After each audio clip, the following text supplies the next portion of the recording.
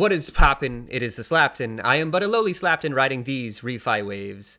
And this is This Week in ReFi, where we give you all of the ReFi news that is fit to go ape wild over. Of course, with me is the man with the plan, the man with the perpetual yet waning summer tan, the Estonian madman Sir Rez. Hello, it's me. And we have two distinguished and special guests. We have the co-founder and developer of none other than the Return Protocol, founding father, Andrew. And Hello. Nice to meet you. Pleasure as always. And joining him is the only man who can find a corner in a silo, Carbon Guy. What did we say before? What was the title? I screwed it up. What was it, Ben? Let's go lead carbon economist. You could just say Ben. Ben. We could even underwhelm them. Lead say like carbon the guy economist. who just showed up here and didn't. Under promise, over deliver. So we've got quite a crew today. We've got a lot of things we're going to discuss. Of course, we're going to discuss Return Protocol. We're going to discuss some macroeconomic news. It's going to be very fun. Verra, gold standard. Now, before I even get further, I'm terrible at this. If you enjoy this content, it would help all of us and the ReFi community if you could like, subscribe, and leave a comment. You can say whatever you want. You can say, Rez is looking tan. You can say rug. I don't really care. It just helps the algorithm. And one more thing I will add to this is if you're looking to get into ReFi, if you're looking to be someone who will do well and good at the same time. Oh, I fucked up my screen already, guys. I didn't get this scene set up. It reminds me of this, where is this from, the news anchor or the newsman? Fuck it, we're doing it live. That's Bill O'Reilly. Oh, the O'Reilly, yeah. He was on that was hard good. copy. Takes his jacket off. So good. All right, here we go. See Letterman's, the way he did it? Yeah. If you're looking to do well and good at the same time, we have the best ReFi job board for you. Of course, ReFiJobs.com. And it's so good that even Solid World DAO, Rez himself, has posted a job to it. Several jobs. You can work with Rez. Just imagine that. It's a lot of fun until he starts yelling at you. All right, let's get into it. Return Protocol. So, who's the point man on giving the pitch of Return Protocol between Ben and Andrew? Which of you feels most comfortable giving like the elevator pitch, kind of giving an overview to people who don't know what it is? I'm not sure I've ever heard Ben give it before, so Let's do it. you're on the spot a bit. This is a good place to start, I guess. Good as any. Yes, sir. I would say returns, and I apologize if this isn't 30 seconds, because this is our first attempt, but I would say that high level, returns' whole plan is basically to incentivize regular people to buy carbon offsets, and high quality ones at that. And I think the big struggle has just generally been trying to incentivize people to actually get those carbon offsets. Like, why do you even want to buy them? And so what we've come up with is try to incentivize them with something called social proof. So giving them some kind of social identity behind offsetting their emissions with, I think, something called a soul-bound token. And Andrew, correct me at any point if I'm missing the crypto part of this here. But the soul-bound token, which should grow and evolve as you offset more. And so that's kind of this really cool thing that you can show off to people and say like, hey, look what I'm doing, as opposed to just buying your offset and, staring at it yourself like Golem looking at the ring and Lord of the Rings, my precious. No, you have something that you can show off to people. Now, so you're talking. talking. That's for the most part. Okay, you're talking about a soul-bound token. How would this be showed off? How would one show this off? Well, if it's on mobile, you can just open up your MetaMask wallet. You can see it in your wallet in OpenSea. You can see it essentially anywhere that you can view a PDF. You can make it your Facebook picture. You could do whatever, really. It's not that much different than another NFT project, except for the fact that you can't trade it. There's no speculation. It evolves, and only you have it. So you could show it anywhere. You could show any other NFT. And print it, put on a poster on your wall. Because it's soul-bound, it is attached to your wallet permanently, correct? Like, it can't be moved? Yeah, it can never be traded. If you want to remove it, we'll make a way so you can remove it. But yeah, you can't sell it. Okay. And what would be the way, what's the mechanism by which you would be doing the offsetting? Yeah, so we're going to give you the ability to go and see your historical emissions across multiple chains, multiple wallets. And then after that, you could decide to offset your history. So make it really easy interacting with already on-chain carbon credits and the contracts that underlie them so that you can go and offset in one click. Past that, if you want to stay green moving forward, then you're able to deposit and we go and channel those funds directly into safe single-sided liquidity pools where the yield generated goes towards automatically purchasing and retiring carbon credits in your name, or to a community pool where the community can decide at the end of a certain period what they want to do with those credits, be it maybe do some forward financing or retire in bulk out of a certain pool, whatever they decide. Rez, you smiled on forward financing. What was that about? Well, can't imagine why I would like forward financing. You had mentioned that you were looking not just at carbon credits, but high quality carbon credits. Can you elaborate on that? Which carbon credits do why is that important? Two, like what are we offering? What is the platform offering? Let me take the first half of that, like Okay. quality, why that's important, and what that's all about. So right now, and this is endemic across the entire carbon market. So this isn't just like on-chain carbon. This is, Verra's registry is full of great things and not so great things. But basically, right now, there are a couple of different metrics that you can determine whether a carbon credit is quality or not. Something called permanence, additionality, and then there's other things like accountability, claim, things like that. Yeah, leakage, things like that. I won't get into that as much because I think the two more important ones are going to be permanence and additionality. John Oliver had a piece about how carbon offsets are a scam. A lot of people are coming out and saying like this isn't working. And what they're basically referring to for the most part are conservation credits. And this is basically where someone comes out and they buy a forest. And they're like, this forest was 1,000,000% chance going to be cut down. But me, your Lord and Savior Jesus Christ, has shown up and I have bought the forest. Don't worry, not going to get cut down anymore. And I've saved it. And then they go to Verra, the registry, and they say, because I've saved this forest, no one's going to cut it down. So all the carbon that would have gone into the atmosphere had someone cut this down isn't going to go there anymore. And so I get to claim carbon credits on the forest that would have been cut down theoretically. The problem is nothing's actually happened. So someone just bought a forest and made a claim. And so no CO2 in excess of what would have already been sequestered has disappeared. So it's not additional. Yep. The other problem is that these credits are super cheap, right? And cost it's of hard to production count approaching zero. Yeah, exactly. So like it's just like, on one hand, like, yeah, I wouldn't say it's a scam all completely, because on one hand, you can make a claim that conservation is a good thing and that there are legitimately parts of the Amazon that are at risk. And yeah, sure, we should protect them. There's proper carbon accounting you can do also, which is, not giving you the whole forest worth of carbon, which does happen in some methodologies, in some cases. The further back in time you go, the worse the methodology applications were. Exactly. Yeah. But I think for me, like in general, like I don't think you should receive carbon credits unless you're actually sequestering CO2, or any greenhouse gas for that matter. Like I think that you need to be additional, and it needs to be negative. So like I think like a direct air capture system would be a really good example of something that's like literally sucks CO2 out of the sky, albeit they're not ready yet. They're not even close to prime time. Not even close. Yeah. Yeah, they're not great, but neither was solar 20 years ago. So I think that down the line that's something that can be there. And so when we talk about like quality, like additionality, that's a big problem, that nothing's actually happening. And then permanence, this is the other thing with forestry credits. Forests burn down, and the warmer the world gets, the higher likelihood things will get burned down. If you look at the west coast of the United States, I'm from Seattle originally. Like we get forest fires way more than we used to. And imagine planting a forest and then it all, burns down.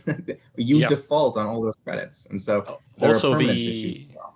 Yeah, that's also the importance of proper carbon accounting again, because in the carbon industry, this is generally solved by something called the buffer pool, where you look at the project, you look at the risk of them defaulting, or them essentially not being able to keep that carbon in the ground, or sequestered, and then you essentially extract the percentage that you just hold in reserve, and then everybody does this, so then you have this like nice insurance reserve. The interesting problem that I found out about this is that actually this is currently based on historical weather data, not future forecasted weather data, which makes all of the for instance, well, at least how Verra does this makes the buffer pools potentially quite under collateralized. And we have seen actually bad implementations of buffer pools as well, because I think Carbon Plan wrote an article about how the California voluntary carbon trading scheme had this huge issue with a lot of forests burning down, and they're actually potentially through their buffer pool already because nobody ever like took the buffer pool seriously enough. So you just have offsets that kind of never happen now. Yeah, I think that like the industry sorely needs an insurance product on forestry credits, especially, and I think that that's something that people need to get behind ASAP. Well, yeah, in terms of delivery, definitely. In terms of once it's issued, that's why we have buffer pools. I think that's a reasonable approach to like have. It's just the accounting like standards should be a lot higher than they are currently, to be honest. And I think registries generally don't want to do that because, everybody looks at what is the price of a ton. But a price of a ton can hide quite a lot of detail behind it that actually matters a lot. I mean, you're right. Historically, and without, I think, there needs to be regulation. Yeah, exactly.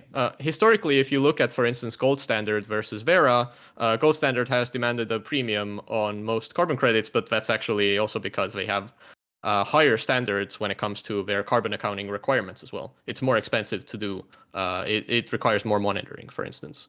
Their cookstove methodology requires, for instance, a lot more on-the-ground measurement of like figuring out, wait, are these estimates actually making sense? So there's this like tough balance, and we've talked about this a lot actually on this podcast before. So if you guys want to hear about additionality, permanence, and leakage, we have a whole episode on carbon registries, which I think was 3 weeks ago. I'll leave a link to it on the YouTube video. Yeah. So you are prioritizing quality of carbon credits, which I will speak for Rez and I'm assuming all of us, like, we think that's important. And what's the reputational... I mean, beyond the fact that it's quote unquote the right thing to do, like there's also a reputational contagion that I think we've witnessed. I don't know if you guys want to speak to this, if you have opinions on it. We just saw it recently with like HFC 23 being taken out of the BCT pool. I believe it was 2 weeks ago or 3 weeks ago. What do you think is like the reputational harm of not cleaning up your pools? Why is that important? I think that obviously, again, it depends who your customer is. First of all, if your customer is a big corporation that couldn't give a shit anyway, I mean, maybe they don't care, to be honest, and they just want the cheapest thing possible. But for us, if our customers are individuals, users, I mean, think about how bad it would feel if you spent your hard-earned money thinking that you did something, and it turns out you didn't just do nothing, you did less than nothing, because you perpetuated a system that just wasn't working. So I think that it's a pretty big hit to our brand if we bought low quality things. Obviously, you can argue about how good certain types of carbon offset projects are, and I think there's room for that. Like I don't want to like say all forestry projects are bad or all energy projects are necessarily bad, and there's definitely a gray area there. But like conservation, like there are certain things where it's like very clear that you're like, this shouldn't be a carbon. You can buy a conservation credit maybe and say that you've conserved the forest. I think that's reasonable. You can have impact credits, but don't call them carbon credits because that's not what they're doing. Yeah. So I think I would argue actually when it comes to like these Red Plus rainforest conservation credits, stuff like this, these are fantastic for the purposes of, for instance, this Article 6 trading, which is, between governments. So they have some sort of a, give and take in their accounting of their country. And if they have a shortfall, then that's bad. And if they have have more carbon left over than they were anticipating, they could sell that off to somebody else. And it wouldn't necessarily even have to be additional. In this model, like, additionality is not necessarily a factor. It's about checks and balances, right? But if we're talking about carbon projects where you have to put money into the area that's going to cause a change, and you can know that because I spent this money, I caused the change. If you destroy that relationship, it's very, it's almost kind of like a form of fraud. And I'm definitely not saying all Red Plus is a fraud. That's definitely not true at all. But what I'm saying is Red Plus is not a way to monetize all rainforests everywhere forever. Like, that's not what it's for. Interesting. Yeah, I agree. Yeah. So the interesting, or one of the things that you said that's very interesting, is if you want to get individuals in on this game, because they're going to have a different incentive or different, reason for getting into this game, into the carbon offset game, than a entity, a business. You have to offer high quality credits because presumably individuals, people watching this are doing it because it's the quote unquote right thing to do, whereas businesses are just meeting an ESG mandate, right? So that's actually a very interesting way to look at it, because if you were an informed person who knew that a particular pool of carbon credits was low quality, you could not justify or rationalize to yourself that you actually were making a difference. So, I don't know if you guys are prepared to kind of talk about this, but do you have a method by which you're figuring out which credits to offer on your protocol? We're currently working through that. So there's multiple ways we could do it, right? We could offer what's available, and let community or partners or come up with a robust methodology for what available credits we have. But innately, a lot of the credits that are currently on chain are not at the standard that we want to offer moving forward. And the ones that are not in high quantity. So assuming that we start getting users and we start to scale, we're going to run through the high quality ones very quickly. It's an interesting thing where we need more supply to be able to really hit our high quality that we want to offer to people. There's certain credits in NCT, for example, that we really love and we'd love to pull out, but there's not a lot of them. Yeah, get those Rimbaraya credits for the monkeys. Yeah, so it's an interesting thing. We're working through a way. We're working through a way to make sure that we get high quality credits, and that we're only offering high quality. But to some extent, we're kind of relying on our partners to ensure that there's supply of that high quality. Yeah, I think that's it's a honest appraisal of where you're at, and it's the honest appraisal of where ReFi is at. Recently, someone in the ReFi space had mentioned that there is just a glut of what you'd call lower quality credits, and that we ultimately have to do better in the space. I think Rez and I both agreed to it. And but where you guys are is you have to offer credits, and the credits that are on chain are what they are, right? So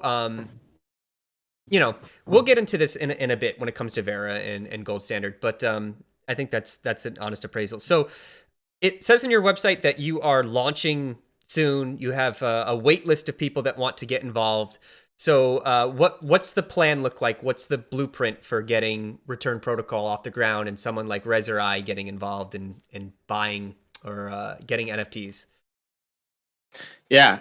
So I'm not gonna drop a date yet. I will do that publicly, but we just finished up our team testing wave internally this week. Things are looking good. We're starting to bring it out to friends, families, investors this next week. Get some more feedback, iron out any bugs. But I think we're on the home stretch. So definitely, watch our Twitter, LinkedIn. We're going to be hopefully announcing soon.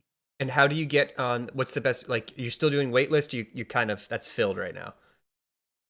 We'll be reopening the waitlist again soon. We got a pretty hefty influx overnight last night, so we will, sorting through reopening the waitlist soon.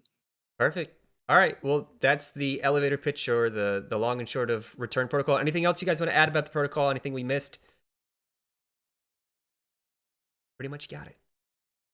Okay. You nailed it. We nailed it. Well, you nailed it. All right. So let's get into some really fun stuff. Not that return protocol is really fun, not really fun, but we were discussing this off stream and having a good time with it. Rez is going to go in hard on something. And so I'm going to leave this one to Rez. This is a thread that whenever Rez makes a thread, the ReFi world takes notice. And this one was particularly spicy. About 1 million Scovilles, I would say. And this is about Nori and Nori's tokenomics. Rez, take it away, my friend. This is your time to shine.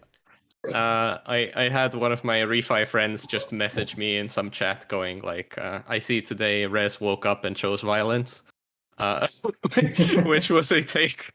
But the thing comes down to this project in the ReFi space called Nori. So Nori does soil carbon. They've been doing it for quite a while. I believe they've sold and retired somewhere in the range of 100,000 tons of carbon credits with a 10-year permanence. And what about them has been really interesting is that Paul Gamble, their CEO, has had this like weird take for quite a while that is on my top list next to additionality is bullshit of these like weird takes that I just don't understand how you could get there. And this one is especially egregious for me, which is a statement of carbon shouldn't be traded. And this is the opinion of somebody that runs carbon projects. So that I found that to be very strange. I couldn't really understand why they were saying that. And yesterday, we got a sneak peek into their tokenomics when they talked about their insurance mechanism. And in relation to their insurance mechanism, we got to find out a lot more about what their tokenomics looks like. And the long and short of it is, I'm very worried this is not a good model. Well, quite the statement.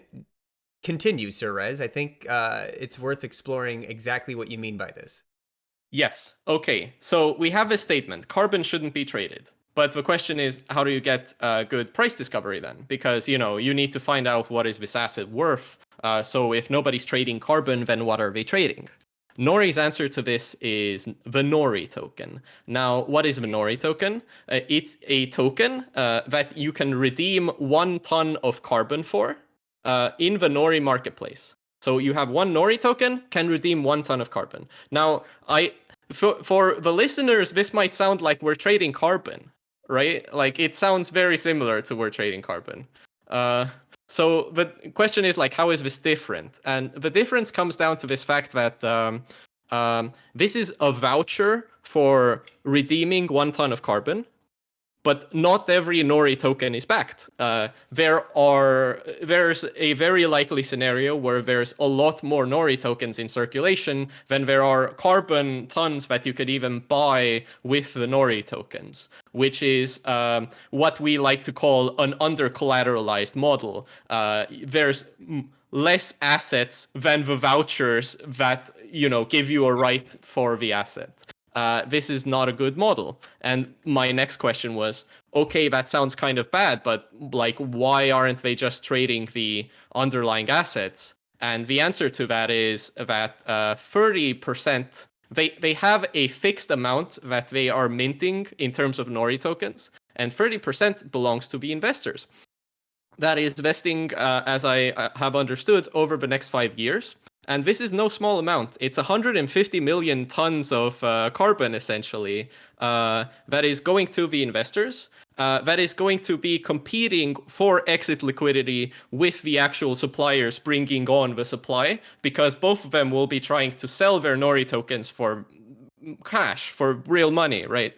And the question there is, okay, we have this like investor class who essentially didn't even create a ton of carbon. So what are their unit economics like? And if they see that something's going badly, is everybody going to run out the door at the same time, like we've seen in these under-collateralized models? I mean, the Luna Terra crash is essentially there weren't realistically enough dollars to actually back the UST, like their stablecoin. And this is not necessarily that different because the collateral, the reason why Nori token should have value, there's less of those things than the Nori tokens in circulation. And what makes this even worse is that how they have described their insurance model, if a project fails to keep the carbon sequestered, there's like a reversal event, which is quite common actually, especially when we're talking about soil carbon, because soil carbon is very volatile. So let's say you have a reversal event, and what happens now? Well, they have another 20% of their total supply put aside for an insurance reserve. And what happens is, if there's a reversal, they will take some Nori tokens out of this insurance reserve, redeem them for NRT, like the actual tons, to retire them, and then the person that just got this this Nori token in exchange for the carbon that they sequestered is going to sell that into the market. So two things happen in insurance events. The total amount of circulating Nori tokens increases. The utility decreases because now there's even less tons that you can redeem for your Nori token, which can cause like really nasty cyclical badness, because at some point, if the price of Nori tokens is sufficiently low, there won't be like good incentives for the farmers or these suppliers to keep the supply going, which can cause reversals, which can cause more insurance getting actually exercised, which will cause more supply increase and less utility and less incoming actual underlying supply. So it's essentially like death spiral heaven, and I don't understand how this in any way, shape, or form is better than trading carbon, where the speculation buy pressure is really going to the underlying asset, not the token, but you still need carbon to trade it. In this model, you need the Nori token, which isn't backed directly by anything, so you can have whatever amount of it, realistically. And the question is more, is there anything in the market I can redeem my 1 ton, I can buy the 1 ton for? Because if there isn't, also the token doesn't really have utility. So that was like an interesting discovery for me, and I'm very worried about like how somebody could put this kind of a model together and then feel that this is a superior upgrade to trading carbon. And that was like triggering to me, to be honest. Blistering. It seems like a recipe for success, if I've ever heard one. It's amazing that VCs like don't do the due diligence on these projects ahead of time. Like how much money just gets thrown down the drain when you like dig into it, and it's just like, I think Terra Luna is a great example. What was his name? Who tattooed Terra Luna on him? Wait, you know what I'm talking about? Tattooed Terra Luna? No. You don't know who this is? What's his name? Herskowitz, the Goldman Sachs asset manager guy who like got into crypto, and he invested in Terra Luna, and he tattooed Terra Luna's like on his arm or something like that before the crash. Awesome. You know what I'm talking about? I think I've briefly seen that before. I'll go to my local McDonald's and I'll look for it. I'll look for the tattoo. Well, he's still a billionaire somehow, so I don't know if he's going to be there, but yeah. That's how it works. Once you lose money in crypto, you have to work at McDonald's. Doesn't matter how much money you have. I think he'll be repairing the McFlurry machine. Yeah. That's what he'll be So these are it seems like 2 bullish votes for Nori. Rez, you've put forth your case. Ben, you've agreed we're bullish on this. Andrew, anything else very bullish. Andrew, anything else you want to add? How do you feel about this? Everything that Ben and I have said is our own opinions and not the opinions of Return 100%. Protocol necessarily. Yeah, 100% out there. Yeah, and this isn't financial advice. We don't know what we're talking about. It's just our opinion. Maybe Nori is the best thing you can invest in. Who knows? I mean, I think if you are a fan of tokenomics, like how Ohm does it, Um, it's great. I like the idea of creating tokens out of thin air. I don't see any reason why you should back a currency, right? Yeah. Like you're never going to want to exchange it. Oh no. No. Another Bank bullish runs vote. don't exist. Um, It's Nori's just Honestly, fiat. it's not It's like that different fiat from carbon. like what we started doing once we lost our gold standard in the US or a lot of other countries, right? Let's just use this working government fiat system in crypto, except Yeah. back it with something that's even more important. But we're not going to back it. Yeah, but No, we're yeah, I not love gonna. it. Yeah. I'm a huge fan. That's three Yeah. three I'm gonna bullish buy. votes. I'll weigh in. Yeah. I I think we're agree. long, Nori, for sure. Yeah, There's no way this Oh, doesn't yeah. go to the moon. I agree. The fiat system is clearly the best. The fact that we have a unlimited printer is exactly why crypto exists. No, let's be like, I gotta be serious for a minute. This actually drives me nuts.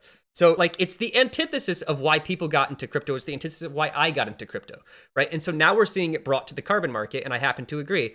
No offense to Nori, and you guys are absolutely welcome on this program to tell us that we're dumb and tell us why we're wrong. We welcome Yeah. the discourse, and Come we will on treat in. you with respect and kindness as best we can.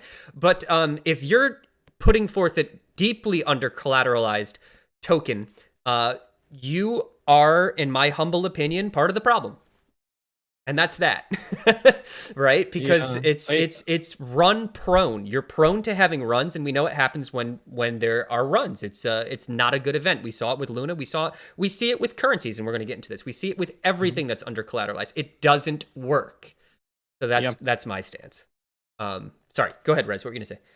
Yeah, what I found also interesting in the charts was if you have the tweet open at some point, there's this like breakdown of all of the Nori token supply, and you have a 50% allocated to this thing called the Treasury Reserve, which says these tokens enter the market based on demand for NRTs, but there's not a understandable way how Nori tokens actually leave circulation, because if you have somebody that wants to buy an offset from a supplier, they will pay one Nori token to that supplier. That supplier gets like some fraction of like the Nori token themselves with some part for the insurance thing, and then they will sell the Nori token for cash. Right, but like no Nori token ever leaves circulation. So the question kind of is, yes, you can increase the supply, but also what is your mechanism for reducing the supply if there isn't demand for NRTs, or if maybe there's just way too much supply on the market? Because if you have this vesting schedule for your investors with 30%, even if you have a different mechanism for capturing back some of the Nori tokens, you still have this continuous flow of new unbacked supply coming into circulation, which is likely going to outpace the amount of carbon your system is actually capable of creating, especially if you have this nice huge number of 500 million over 5 years or whatever. 150 of it vests to investors over 5 years, and I don't know, if I was an investor in this kind of a model, what incentives would I have to keep that instead of just immediately liquidate it as soon as I possibly can, which is worrying, because we're still talking about suppliers here. Like, suppliers need money. You're not running a carbon project if you can't get like fiat-based monetary value out of it. If you don't need the fiat-based monetary value in order to run a carbon project, then it's likely not a good carbon credit also, let's be honest. So you would expect that if the price really does go tremendously low, and this model is capable of doing that quite clearly, you will see some very nasty reversals, and that's the thing that I'm the most worried about. It can, like, just kind of work against its own goals, and as a connoisseur of tokenomics, that's never what I like seeing. There you go. I think we've beaten Nori to a pulp. So let's go on to our next favorite target to beat to a pulp, which is none other than Verra. Verra has postponed, I believe, right? By a month. Yeah, by a month. Yeah, the deadline to comment until November 1st, and there will be a webinar on October 13th. You gentlemen, Ben and Andrew, you guys following the Verra saga? I'm assuming you are. It has an impact on all of ReFi. Is that something that you're actively watching, or is it basically not in your focus these days? Yeah, per our comments on quality earlier, Yep. makes it really difficult for us to get what we want while everything is not Yeah, bridgeable. there's a ban on tokenization of new supply. Yeah. Yeah. We're following. It's not ideal. You are following. Is there anything you want to like? I'm not asking you for hot takes. Like, is it just?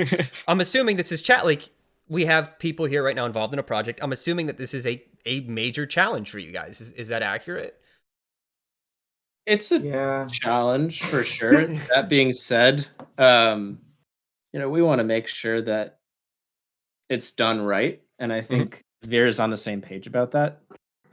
So though it's not currently bridgeable, I think if this process takes a bit longer, but there's a really good solution, then it was worth the wait, and I'm hoping for that.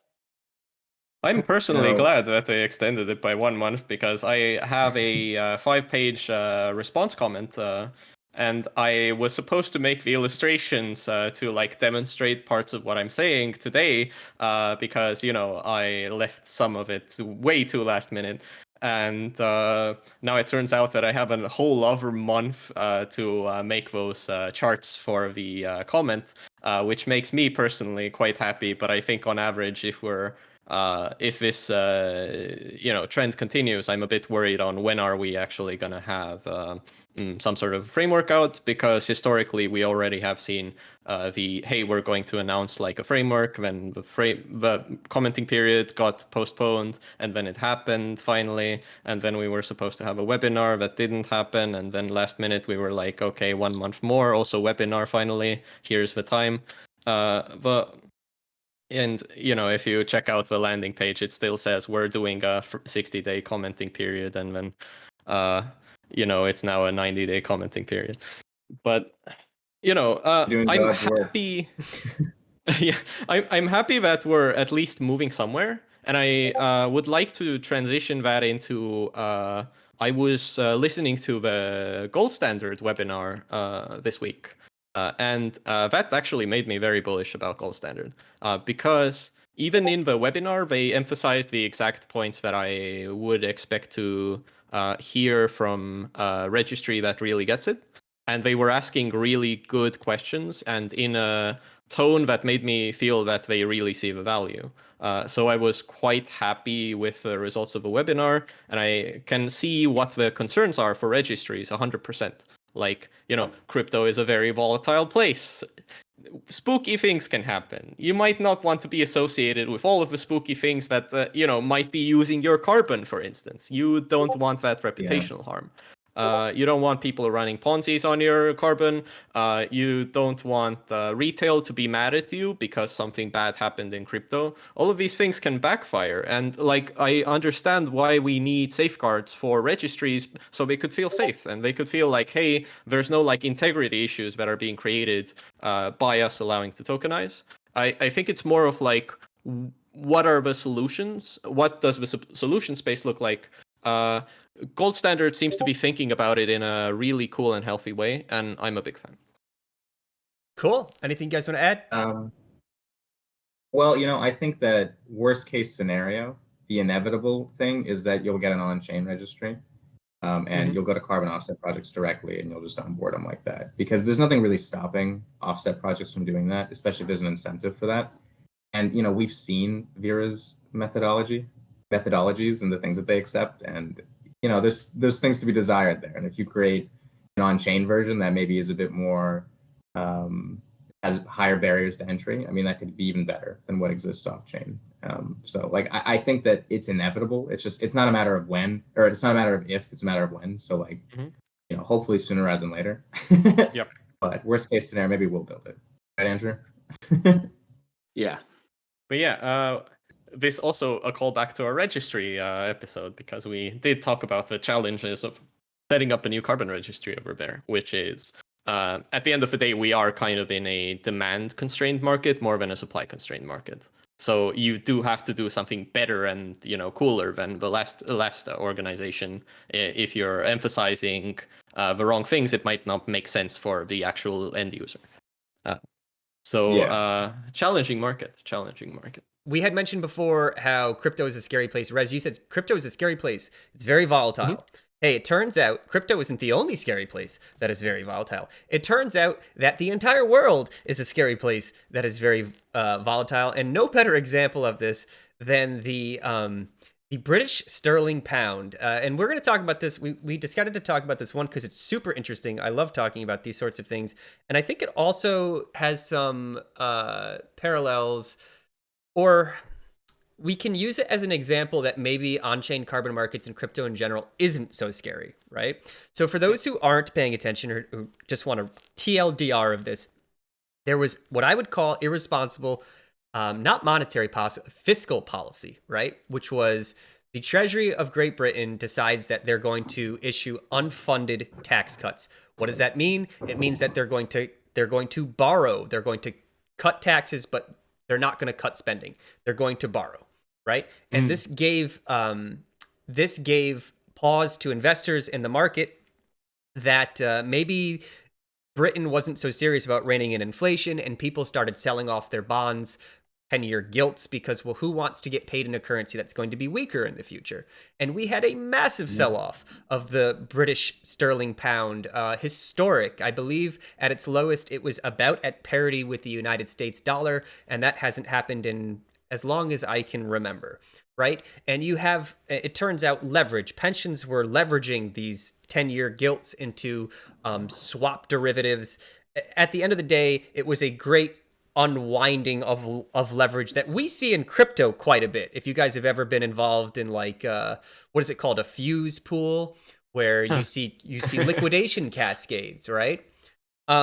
So it brings up the question of, and again, this is central banks, right? The central banks, not directly, but central economic planning.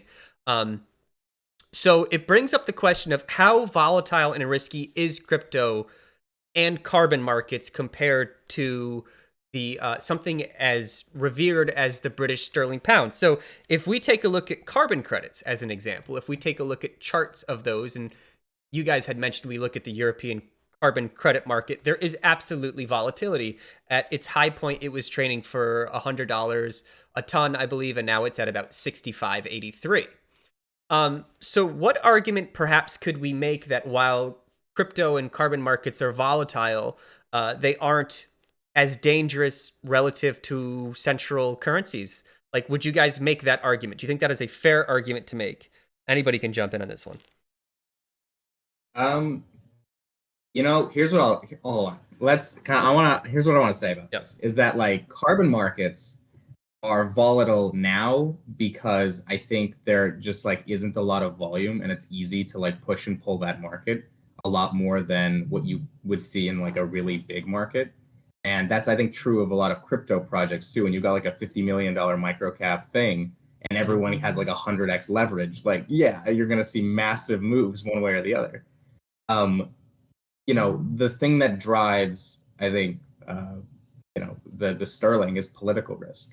And during times of political turmoil, I mean, expect a lot of volatility. In carbon markets, like, the price of carbon long term has only one direction. And it's like climate change is driving that. Like, whether we like it or not, we need to get all the CO2 out of the atmosphere, or back to pre-industrial levels, or to something that's livable, basically. And so no matter what we do, there's going to have to be an incentive structure in a capitalist system that lets that happen. So the price of carbon is going up long term, no matter what. So I don't care about this little chop that we have in the short term, especially when it's such a small. It's like voluntary carbon markets, like $1 billion in volume. Like, they're not big, but we need to get to like 50 gigatons of CO2 sequestration a year, for like a decade to even get back to parity. So like we like it's a lot of work. The price of carbon's going up. I don't think the UK is going to collapse as an economy, but I also didn't think Russia was going to invade Ukraine. And shit, like my parents grew up in the Soviet Union. So like in terms of things collapsing, my family's no stranger to that. Like, their whole life savings went up in smoke. And again, the United States isn't Venezuela.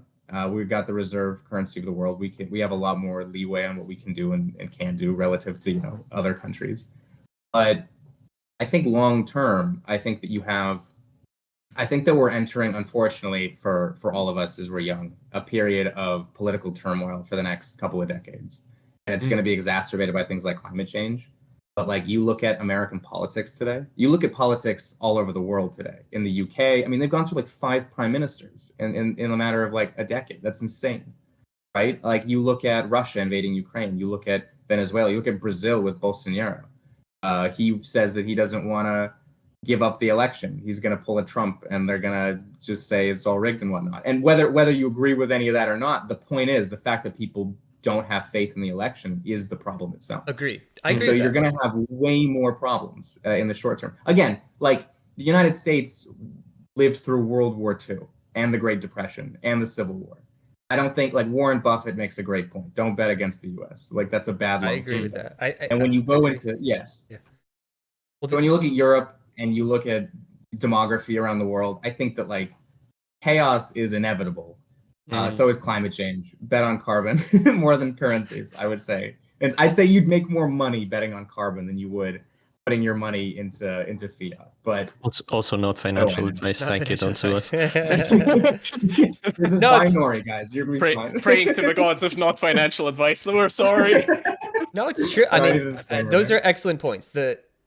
If you buy the narrative that climate change is going to be increasingly a problem, and you buy the narrative that carbon credits are one of the chief ameliorants, right? One of the ways that we can solve this problem, then it would make sense that carbon credits should increase over time. And it also does make sense that you should expect volatility in a low cap market like voluntary carbon markets, right? But that should increase over time as more market participants enter and more capital enters. I think that's absolutely perfect. Also, you had mentioned about the Soviet Union collapsing. There was a time in the Soviet Union when the currency de facto was bricks. I don't know if you guys know this, but bricks, because of the quality of the fact, they're fungible, not quite divisible, but you can account for them. There's a set supply. Businesses in the Soviet Union, like 1991, like around the collapse, were accounting debt in bricks. And people would have piles of bricks. You can look this up. Piles of bricks in their backyard and be like, that's my bank. Well, I don't doubt that. Yeah. Even if we move forward a bit, Russia also had a brief period of time where Gazprom was issuing essentially forwards for oil, and these oil forwards actually became a de facto currency for quite a period of time, because you can just trust that if you give these to Gazprom, you won't have to pay for the gas that you're getting. So, it works out. So alternative-backed currencies do exist sometimes in economies. They just don't seem to live very long before somebody gets the idea to maybe not do that, because the alternative's advantageous in other ways. Let's put it this way. Well said. Andrew, anything you want to add? You don't have to. Curious, your thoughts on the volatility of these markets. I'm kind of in agreement with Ben. I mean, the voluntary carbon market is very early. Crypto even earlier. Combining the two, we're at the pinnacle of two underdeveloped markets being intertwined. It's going to be somewhat volatile. It amazes me how people consider it super risky, and then fiat currencies, which they consider to be stable and unwavering, are not. Now, I think, yes, there's volatility in the short term, but long term, there's really only one direction it can go. And that's if you look at the market overall. And this is not financial advice. It's not financial, but if you're investing in individual projects, then there's some volatility. You might invest in a project that isn't legit, or that burns down, or that gets logged, or a million other things. So I think there's volatility if you look at it in like single assets in the class, but overall, I'd say it should be a much more stable market than fiat. One day we will get there. When carbon-backed currency, right? All right. Last story. This is what I'll say is I think there's a higher chance of a carbon-backed currency than most other things backing currency. I could totally see it. I can see things getting bad enough where people are like, we'll just back our currency with carbon credits. That might make the most sense. Yeah, in that case, you just need to figure out the carbon accounting to like this insanely precise degree that it can't be gamed, and then you actually have some like a pretty good model. I think the risk is always like maybe somebody who shouldn't be printing money gets to print money, and that's where you get into risky territory. Well said. Last story, call back to the Soviet Union, call back to Russia. Putin accuses the West of blowing up pipelines as Europe steps up vigilance. Of course, we're talking about the Nordstream pipelines. There have been, I believe, 3 explosions tied to the Nordstream pipelines, which leads many to believe that this was not accidental, that this was intentional, it's sabotage. Some people are saying that it was, Putin and Russia. Putin and Russian, of course, are denying this and saying it's the West trying to play their little political games. Here's the question I'm going to ask. What's the, because this isn't getting covered. What case can be made, let's say, for these geopolitical military games that we need, let's say, carbon, like what's the impact, the environmental impact of something like this? It's always been talked about in terms of economic impact, but what's the environmental impact of this gas leakage, and how does it tie into, let's say, carbon markets? I don't know the exact amount of CO2 being emitted from these gas leaks. I'm sure it's not low. I'm sure it's a lot. The thing is, what's funny about this is like that gas was going to be burned and used anyway. So it was probably going to go into the atmosphere no matter what long term. Maybe not in the same quantities. So that was going up there anyway, I think, at a certain point. The environmental impact is probably at the same scale. Although not as, I think, blatant as like the BP oil spill. What's funny about that is that everyone covered it and they said, like, look at all the wildlife that was dying.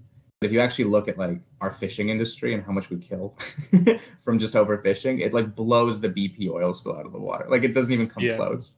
Or the insane algae blooms from nitrogen runoff that kill this entire ecosystem.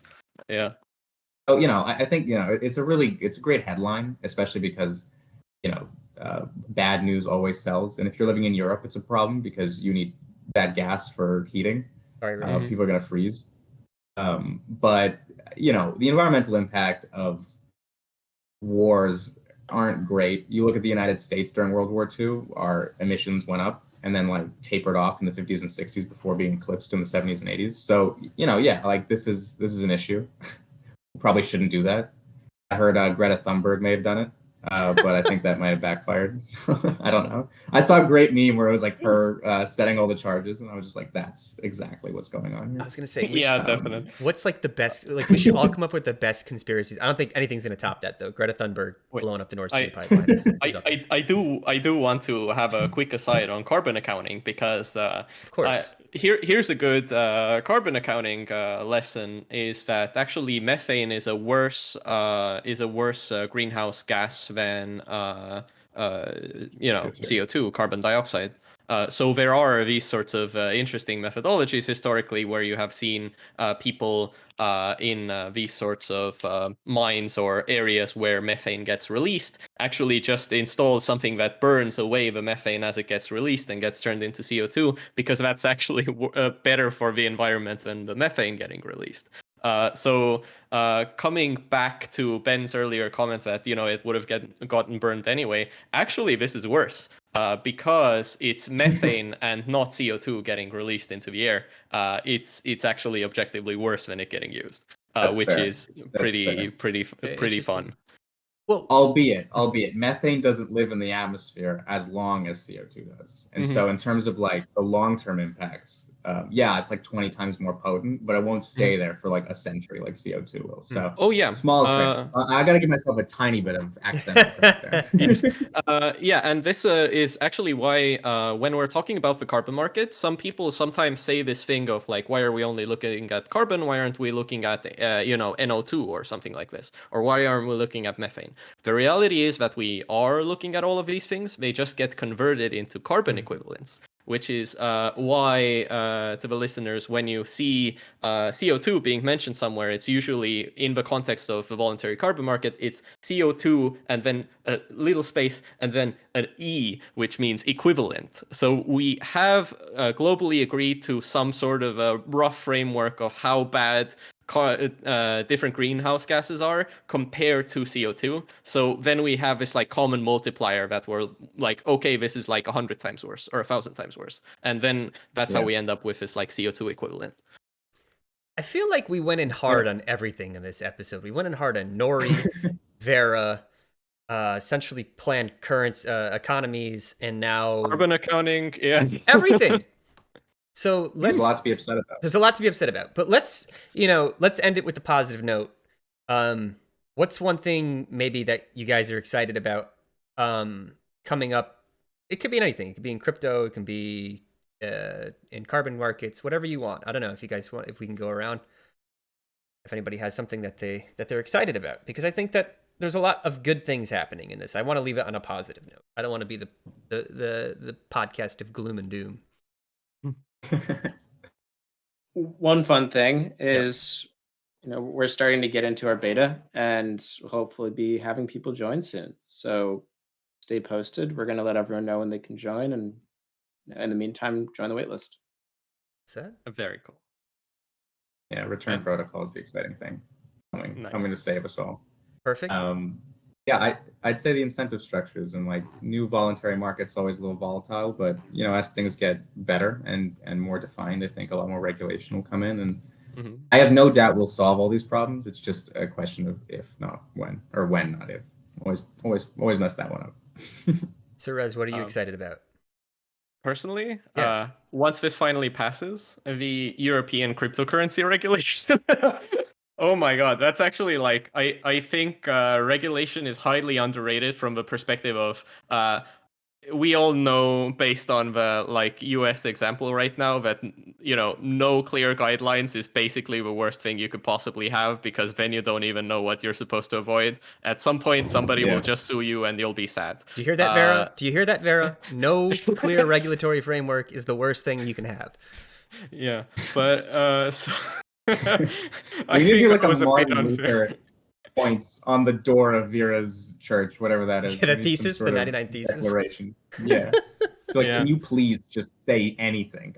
We don't know what to do. Just say you're not going to back them. Like, that's better than saying nothing, right? Like, then we know to avoid We'll build our own. Just say something, please. Yeah. So I'm actually quite happy reading through what the European version of like the crypto regulation looks like right now, based on what we're seeing.